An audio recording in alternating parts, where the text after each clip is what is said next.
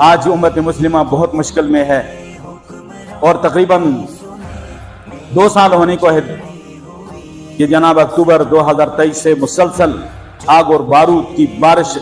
اہل غزہ اور فلسطین پہ برسائی جا رہی ہے اور تقریباً 65,000 لوگ شہید ہو چکے، معصوم بچے اس میں زیادہ ہیں، عورتیں اس میں زیادہ ہیں، 30,000 سے زیادہ صرف بچے ہیں اور عام مسلمان ان کا قتل عام ہو رہا ہے اور دنیا خاموش تماشائی بنی ہوئی بیٹھی ہے۔ اقوام متحدہ اور مسلم حکمران صرف مذمتی قراردادوں تک رکے ہوئے ہیں، اس سے آگے نہیں بڑھ رہے ہیں۔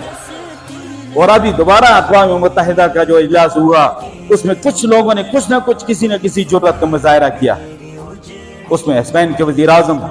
غیر مسلم ہیں لیکن انہوں نے حق بات کی، ترکی کے جو صدر ہیں انہوں نے بھی بات کی،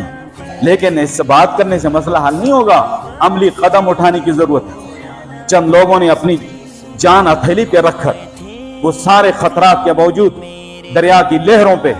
وہ مسلسل سفر کر رہے ہیں، رواں دواں ہیں، ہر طرح کے خطرات ہیں ان کو، اور ان پہ کئی دفعہ حملہ ہو چکا ہے اور حملے کی وارننگ مل چکی ہے اور شدید خطرہ ہے اس وقت جیسے جیسے وہ غزہ کی طرف بڑھ رہے ہیں۔ اسرائیلی درندہ دنیا کے سارے قوانین سے بالا تر ہو کر جو چاہتا ہے وہ کرتا ہے، اس سے کوئی پوچھنے والا نہیں۔ آج کی دنیا رب کعبے کی قسم صرف طاقت کی زبان سمجھتی ہے۔ اگر مسلمان اپنی طاقت دکھانا شروع کر دیں، اتفاق اور اتحاد کا مظاہرہ کر کے اس درندے کے سامنے کھڑے ہو جائیں، اللہ کی قسم امت مسلمہ مل کر اگر اس پہ تھوک بھی دے تو اس کا نام و نشان مٹ جائے گا۔ لیکن یہ سارے کے سارے جناب علی مہرے اپنی اپنی حکومتوں ریاستوں کو بچانے کے لیے گنگے شیطان بن کے بیٹھے ہوئے ہیں اور جناب علی ان لوگوں کو خطرہ ہے۔ اور وہ جناب علی قافلہ استقامت سمود قافلہ جو ہے ان لوگوں کو خطرہ ہے اور وہ کہتے ہیں بھئی کہ ہمارے لیے تحفظ اور سکیورٹی کے لیے آواز اٹھاؤ۔ میں کہتا ہوں 2 سالوں کے اندر یہ پہلی بہت بڑی کاوش ہے، اس سے پہلے بھی کوشش ہوتی رہی لیکن درندے نے اسرائیل نے اس کوشش کو ناکام کیا اور حملہ کیا۔ 2 سالوں میں پہلی یہ بھرپور کوشش ہے، لیکن آج خدا نخواستہ